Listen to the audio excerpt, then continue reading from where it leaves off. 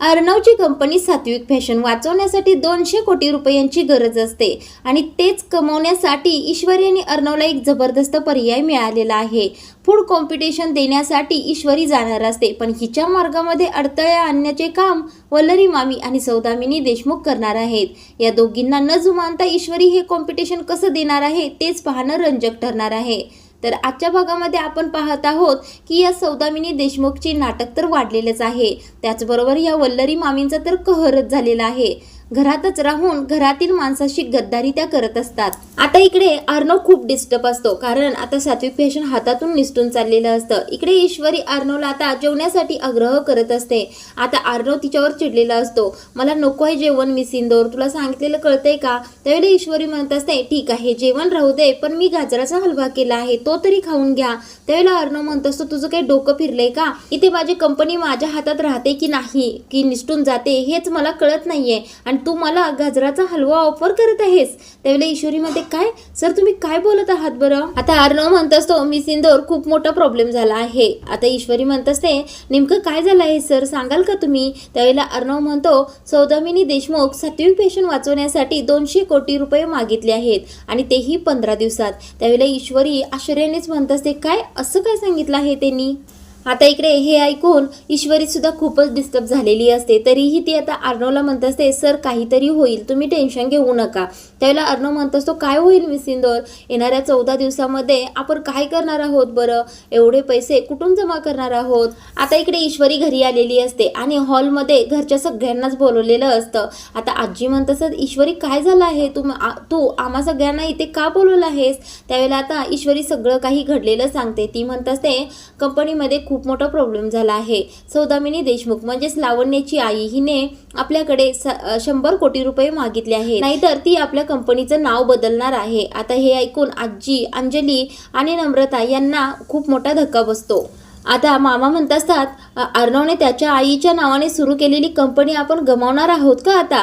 त्यावेळेला आता ईश्वरी म्हणत असते, नाही मामा, आपण असं अजिबात होऊ द्यायचं नाही। आता अंजली म्हणत असते, नाही असं अजिबात आपण होऊ द्यायचं नाही, काहीही करून आईच्या नावाची कंपनी वाचवलीच पाहिजे। त्यावेळेला आजी म्हणत असतात, अगं पण अंजली कशी वाचवायची? 100 कोटी रुपये काही लहान रक्कम नाहीये। त्यावेळेला आकाश म्हणत असतो, बघूया आपण काहीतरी करूया, आपण बाकीच्या कंपन्यांमधून काहीतरी फंड जमा करूया। त्यावेळेला आता रमाकांत म्हणत असतात, आकाश बरोबर म्हणत आहे, एवढे पैसे जमा करणं सोपी गोष्ट नाहीये। आता इथे ईश्वरी आजींना सांगत असते, आजी मी माझे दागिने मोडणार आहे। आता हे ऐकून आजींना धक्का बसतो। आजी म्हणत असतात, नाही घरातील सुनेचे दागिने असे मोडायचे नाहीत। त्यावेळेला ईश्वरी म्हणत असते, अहो आजी असं काय करताय? आपल्या दागिन्यांपेक्षा आपली कंपनी महत्त्वाची आहे ना, त्यामुळे मी हे दागिने मोडणारच आहे आणि आईंच्या नावाच्या कंपनीला धक्का सुद्धा लागता कामा नये, म्हणूनच मी हे दागिने मोडणार आहे। आता एवढा मोठा प्रॉब्लेम बघून अंजली म्हणत असते, हे तर सगळं माझ्यामुळेच झालं आहे, एवढं मोठं संकट माझ्यामुळेच आलंय ना, त्यामुळे माझे सुद्धा दागिने आणि इन्व्हेस्टमेंट एफडी सगळं मोडून मी अर्णवला मदत करते। त्यावेळेला आजी म्हणत असतात, बरं ठीक आहे, माझे सुद्धा दागिने मोडा, मला म्हातारीला काय करायचे बरं दागिने? माझ्या दागिन्यातून 1 कोटी रुपये तरी मिळतीलच। आता इथे वल्लरी मामी मात्र शांतच बसलेले असतात, काहीच बोलत नसतात। आता हे पाहून मामा चिडतात आणि म्हणतात, अगं वल्लरी तू काहीतरी बोल ना, तू काहीतरी मदतीचा हात पुढे कर। त्यावेळेला वल्लरी मामी म्हणतात, देईन ना, गरज लागली तर माझे सुद्धा दागिने देईन, पण दुसरा काहीतरी पर्याय शोधा ना तोपर्यंत। त्यावेळेला मामा म्हणतात, माझी काहीतरी प्रॉपर्टी असती तर मी आत्ताच्या आत्ता विकून अर्णवला मदत केली असती, पण ठीक आहे, माझ्या काहीतरी एफडीज आहेत त्या मोडून मी अर्णवला मदत करीन। आता इकडे आकाश सुद्धा म्हणत असतो, माझी सुद्धा सेविंग आहे ती सुद्धा मी काढेन आणि दादाला देईन, आणि नम्रतासाठी काही दागिने मी करून ठेवले आहेत ते सुद्धा मोडेन आणि पैसे उभे करीन। आता मामा म्हणत असतात, अरे आकाश याची काही गरज आहे? त्याला आकाश म्हणत असतो, नाही बाबा, आता दादाला पैशाची गरज आहे, त्यामुळे दागिन्यांचं नंतर बघू, आता पैसे उभे केले पाहिजेत। त्याला आता पटकन नम्रता मध्ये बोलते आणि म्हणते, नाही माझे दागिने मोडायचे नाहीत, माझे दागिने मोडायचे की नाही ते मी अजून विचार केला नाही, ठरवलंच नाही, तोपर्यंत आपण दुसरा काहीतरी पर्याय शोधूया ना। त्यावेळेला आता वल्लरी मामींना मात्र आपली सून आपल्याच वळणावर गेली हे कळालेलं असतं। आता इथे ईश्वरी मात्र म्हणत असते ठीक आहे, कुणाला काही द्यायचंय ते द्या, पण मी माझे दागिने मोडणार आहे. आईंच्या नावाची कंपनी वाचवण्यासाठी मी काहीही करायला तयार आहे आणि त्यासाठी माझे दागिने मोडावे लागले तर काही सुद्धा हरकत नाही. आईंच्या नावाच्या कंपनी पुढे काही सुद्धा महत्वाचं वाटत नाही मला. त्यावेळेला आता आजी म्हणत असतात, ईश्वरी इतक्या लहान वयात इतकी समजूतदार कशी आहेस ग तू, घरासाठी काहीही करायला तयार होतेस. आता अंजली सुद्धा म्हणत असते, खरंच ईश्वरी तू खूप समजूतदार आहेस, एक मिनिटाचा सुद्धा विचार न करता स्वतःचे दागिने कंपनीसाठी मोडायला तयार झालीस तू. आता मामा म्हणत असतात, ईश्वरी मी तुला सॉरी म्हणतो, पण मला हे तुझे दागिने मोडणे किंवा ठेवणे, गहाण ठेवणे मला अजिबात पटत नाही. तुझे दागिने मोडण्या अगोदर आपण दुसरा काहीतरी मार्ग निघतोय का ते पाहूया ना, मग आपण तुझे दागिने मोडूया. त्यावेळेला आजी म्हणत असतात, अरे पण अविनाश काय करणार आहात तुम्ही पैशासाठी. आता मामा म्हणत असतात, आपण लोन काढूया ना. त्यावेळेला आकाश पटकन म्हणतो, बाबा एवढ्या लवकर लोन पास होणार नाही. आता ईश्वरी म्हणत असते, आकाश भाऊजी ईश्वरी फॅब्रिक कंपनीची किंमत किती असेल बरं. त्यावेळेला आकाश म्हणत असतो, काही आयडिया नाही, बाहेरून विचारावं लागेल. आता मामा म्हणत असतात, ईश्वरी आपण असाच काहीतरी पर्याय काढूया, पण तुझे दागिने पहिल्यांदा आत नेऊन ठेव बरं. त्यावेळेला तर ईश्वरी अहो मामा असं करून ऐकतच नसते. त्यावेळेला आता मामा पटकन आई सांग ना हिला असं म्हणतात. त्यावेळेला आजी सुद्धा म्हणतात, ईश्वरी जा बरं दागिने आतमध्ये ठेव जा. आता इथे ईश्वरी दागिने ठेवण्यासाठी जात असते, तेवढ्यातच नम्रता तिला खेचून घेऊनच स्वतःच्या रूममध्ये घेऊन येते आणि तिला म्हणत असते, ईश्वरी तुला काय गरज आहे ग स्वतःचे दागिने विकण्याची, आणि बघू देत ना त्यांना कसे पैसे उभे करायचे आहेत ते. त्यावेळेला ईश्वरी म्हणत असते, अगं नमोताई तू काय बोलत आहेस, हे संकट आपल्या सगळ्या कुटुंबावर आलं आहे आणि आपण त्यांना मदत करायला नको का, आणि तू कधीपासून असा विचार करायला लागलीस नमोताई. आता नम्रता म्हणत असते, ईशू तुला सवयच आहे सगळ्यांच्या समोर चांगलं बनण्याची, अगं तुला काय गरज आहे स्वतःची दागिने विकण्याची, घरचे पुरुष आहेत ना ते बघून घेतील ना काय करायचं आणि काय नाही ते. आता ईश्वरी म्हणत असते, अगं नमोताई असा काय विचार करतेस तू, हा प्रॉब्लेम फक्त घरच्या पुरुषांचा नाही तर आपल्या सगळ्या घरावर आला आहे, मग आपण त्यांना मदत करायला नको का. आणि अर्णव सरांनी आपल्या घरासाठी काय काय केलं आहे ते विसरलीस का तू, बाबांची ट्रीटमेंट केली, क्लाउड किचन साठी किती मदत केली त्यांनी आपल्याला, आणि घरातील कर्ता पुरुषाला एवढं मोठं संकट आलं असेल तर त्याला आपण मदत करणार नाही तर कोण करणार बरं. त्यावेळेला नम्रता चिडूनच ईश्वरीला म्हणत असते, तुला सांगण्यात काही मतलबच नाही आणि तुझ्याशी बोलण्यातही काही फायदाच नाही असं म्हणून ती तेथून निघून जाते. त्यावेळेला ईश्वरी म्हणत असते, नमोताई अशी काय बोलते, असा काय विचार करते ही, काय झाले बरं हिला. आता इकडे आकाश मामा आणि ईश्वरी काही उत्तर मिळते का याचाच विचार करत असतात. तेवढ्यातच ईश्वरी काय करते, ईश्वरी फॅब्रिक कंपनीची फाईल घेते आणि बाहेर निघत असते. तेवढ्यातच मामा म्हणतात, काय ग ईश्वरी कुठे निघालीस तू. त्यावेळेला ईश्वरी म्हणत असते, मामा काही होते का तेच बघून येतो. त्यावेळेला मामा म्हणतात, हो चालते जाऊन येतो. त्यावेळेला ईश्वरी आता पटकन घाईघाईने घरातून निघते. आता इथे अर्णव बँकेमध्ये आलेला असतो आणि मॅनेजरला विनंती करत असतो की तुम्ही आम्हाला 200 कोटी रुपयांचं लोन द्या. त्यावेळेला तो बँक मॅनेजर सुद्धा चांगलाच कचवचायला लागलेला असतो. आता तो म्हणत असतो, एवढी मोठी रक्कम एवढ्या कमी दिवसात आम्ही कशी काही देऊ शकणार बरं. त्यावेळेला अर्णव म्हणत असतो, तुम्ही काहीतरी सोय करा, बाहेर बँकेमध्ये आम्ही लोनसाठी अप्लाय केलं होतं पण सगळे आम्हाला नाही म्हटले आहेत आणि तुमच्याबरोबर आमच्या कंपनीचे खूपच जुनं नातं आहे, त्यामुळे आम्ही तुमच्याकडून अपेक्षा करत आहे. आता बँकेचे मॅनेजर म्हणत असतात की हो तुमच्या आणि आमच्या कंपनीचं जुनं नातं आहे पण एवढ्या पैशाची सोय करणं सोपं नाही. तोपर्यंत तिकडे आता ईश्वरी फॅब्रिक कंपनीची फाईल घेऊन सौदामिनीकडे आलेली असते. आता सौदामिनी ईश्वरीला पाहून म्हणत असते, तू कोण, अर्णवची बायको आहेस ना.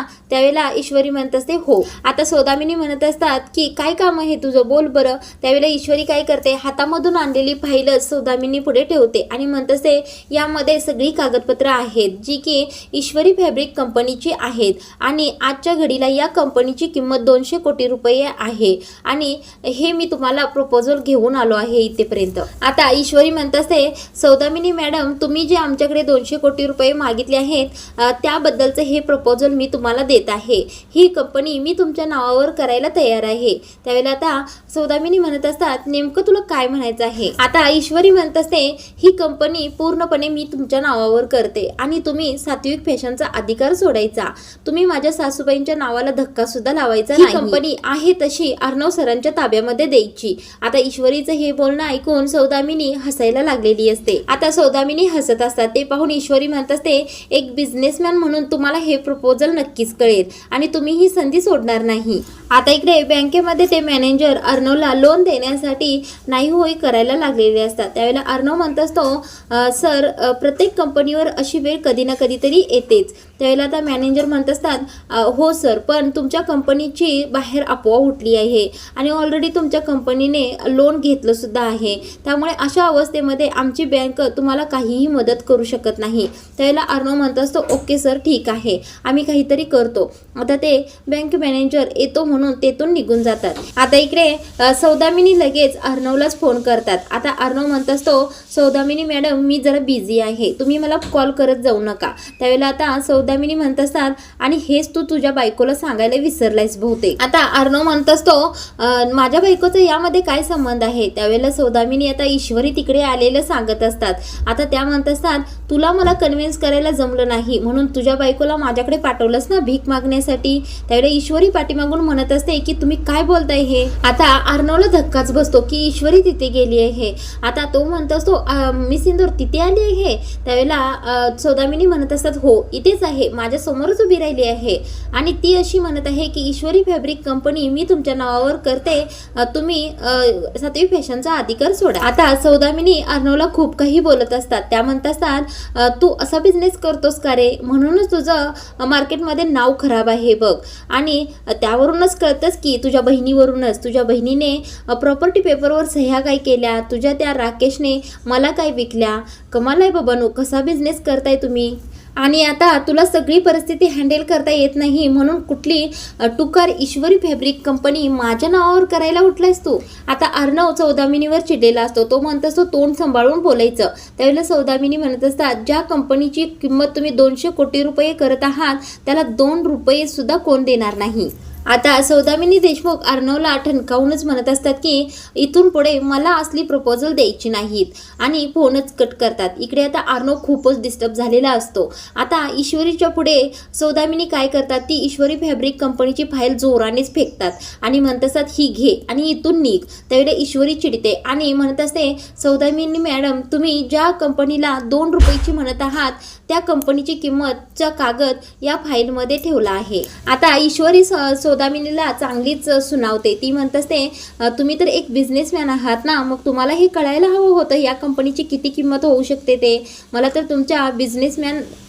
आता ईश्वरी म्हणत असते, तुम्ही जिला 2 रुपयाची कंपनी म्हणत आहात त्या कंपनीची 200 कोटी रुपये किंमत होऊ शकते त्याचाच कागद या फाईलमध्ये आहे, पण तो तुम्ही पाहिलाच नाही. आणि तुम्ही ज्याला भीक म्हणत आहात ना ते एक प्रपोजल आहे.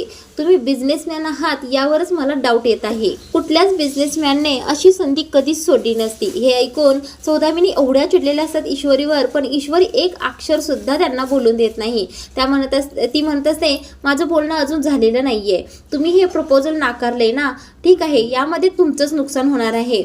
ही प्रपोजल तुमच्या फायद्याचं होतं पण तुम्हाला कळत नाही तर ठीक आहे. आता ईश्वरी सौदामिनीला धमकीच देत असते. ती म्हणत असते, तुम्ही आता हा पर्याय नाकारलाय ना तर तुमचं पुढचं भविष्य मी सांगत आहे. त्यावेळेला सौदामिनी म्हणत असते, काय तू मला धमकी देत आहेस का. त्यावेळेला ईश्वरी म्हणते, हो मी धमकीच देत आहे. नाही तुम्ही एक दिवस माझ्याच दारात भीक मागायला आलात ना तर नाव लावणार नाही. ईश्वरी अर्णव राजेश शिर्के असं म्हटल्यानंतर सौदामिनी एवढी चिडते की ईश्वरीला गेट आउट म्हणूनच तेथून बाहेर काढते. आता ईश्वरी सुद्धा तिच्या ऑफिसमधून बाहेर निघते. आता इकडे अर्णव ईश्वरीवर चिडलेला असतो. तो म्हणत असतो, तुला काय गरज होती त्यांच्याकडे जायची, तुझं हे वागणं मला अजिबात आवडलेलं नाही, का गेलतीस बरं तू तिथे.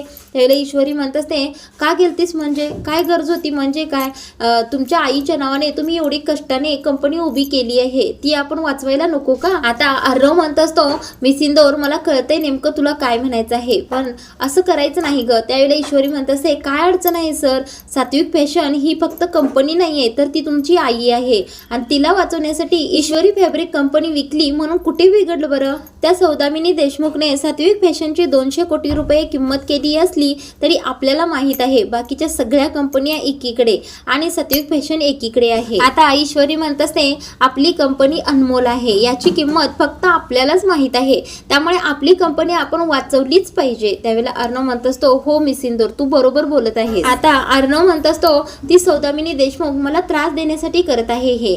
आता ईश्वरी म्हणत असते हो सर, ते तर बरोबरच आहे. सर तुम्ही बँकेकडे लोन मागण्यासाठी गेला होता, त्याचं काय झालं? त्याला अर्णव म्हणत असतो नाही, बँकेने लोन देण्यासाठी नकार दिला आहे. आता इकडे ईश्वरी अर्णवला म्हणत असते सर आपण आता काय करायचं, एवढे पैसे कुठून जमा करायचे? जिकडे आपण जाईल तिकडून आपल्याला नकारच मिळत आहे, आपण आपली कंपनी कशी वाचवायची? त्यावेळेला आता अर्णव खूपच डिस्टर्ब झालेला असतो. आता सात्विक फॅशनच्या बोर्डकडे पाहतच अर्णवने चेहरा निराश केलेला असतो. आता इकडे अर्णव आणि ईश्वरी घरी निघालेले असतात आणि तिथेच गाडीजवळ उभारलेले असतात. आता अर्णव एवढा डिस्टर्ब असतो की तो ईश्वरीला म्हणत असतो मिस इंदौर काही मार्ग निघेल का ग? एवढे पैसे आपण कसे जमा करायचे, काय करायचं? आता फक्त आपल्याकडे 14 दिवस राहिले आहेत, एवढ्या कमी दिवसांमध्ये एवढे पैसे कुठून आणायचे आपण? आईच्या नावाची कंपनी कशी वाचवायची? त्यावेळेला ईश्वरी म्हणत असते सर तुम्ही काळजी करू नका, काही ना काहीतरी मार्ग नक्कीच निघेल, माझा गणू बाप्पा आपल्याला लवकरच मार्ग दाखवेल. आता ईश्वरी म्हणत असते सर चला आपण घरी जाऊया. आता हे दोघे जाणार इतक्यातच जोराचा वारा सुटलेला असतो आणि एक ट्रक रस्त्यावरून जात असतो. अचानक त्या ट्रकातून सगळे पॅम्पलेट म्हणजे कागद बाहेर पडलेले असतात. त्यातील 2-3 कागद अर्णव आणि ईश्वरीच्या अंगावर येऊन तटतात. आता त्यातील एक कागद अर्णव हातामध्ये घेतो, ईश्वरी सुद्धा घेते. आता ईश्वरी त्या कागदावरचं वाचत असते की भारतातील सगळ्या बिझनेसमॅनसाठी एक सुवर्ण संधी आहे, फूड आणि फॅशन कॉम्पिटिशन होणार आहे आणि त्यातील विजेत्यांना 1 बिलियनची इन्व्हेस्टमेंट मिळणार आहे. आता हे ऐकून ईश्वरी अर्णवला त्यामध्येच संधी दिसते. आता ईश्वरी आणि अर्णव तो कागद पाहून खूपच खुश झालेले असतात, कारण आता ते त्या कॉम्पिटिशन मध्ये नक्की भाग घेणार. आता ईश्वरी त्या ट्रककडे पाहते तर त्या ट्रकावर गणपती बाप्पा मोरया असं लिहिलेलं असतं. आता आजचा भाग इथेच थांबवला आहे. पुढील भागामध्ये आता इकडे घरी येऊन ईश्वरी वल्लरी मामींना तो कागद दाखवत असते आणि सांगत असते ही एक कॉम्पिटिशन होणार आहे, त्यामध्ये आम्ही दोघीजण भाग घेणार आहे आणि ही संधी आपल्याला सात्विक फॅशन वाचवण्यासाठी मदत करेल. त्यावेळेला आकाश म्हणत असतो हो ही खूप मोठी संधी आपल्यासाठी आहे. इकडे आता वल्लरी मामी लगेच सौदामिनीला फोन करून हे सांगतात. वल्लरी मामी आणि सौदामिनी म्हणत असतात आपण दोघींनी हे कॉम्पिटिशन तिला जिंकू द्यायचंच नाही. इकडे आता ईश्वरी अर्णवला धीर देत असते सर तुमच्या आईचा आशीर्वाद आपल्या पाठीमागे आहे, काही सुद्धा अडचण येणार नाही, सगळं काही व्यवस्थित होईल. इकडे आता जो टेम्पोवाला असतो त्याने सौदामिनीला फोन केलेला असतो की सात्विक फॅशनचा टेम्पो आता आपल्या हातामध्ये आहे. आता सौदामिनी त्या टेम्पोवाल्याला सांगत असतात की तो टेम्पो कॉम्पिटिशनच्या हॉलपर्यंत पोहोचलाच नाही पाहिजे. तर प्रेक्षकांनो येणाऱ्या भागांमध्ये ईश्वरी हे कॉम्पिटिशन नेमकं कसं जिंकणार आहे आणि सात्विक फॅशन सौदामिनीच्या तावडीतून वाचवून घेणार आहे तेच आपण पाहणार आहोत.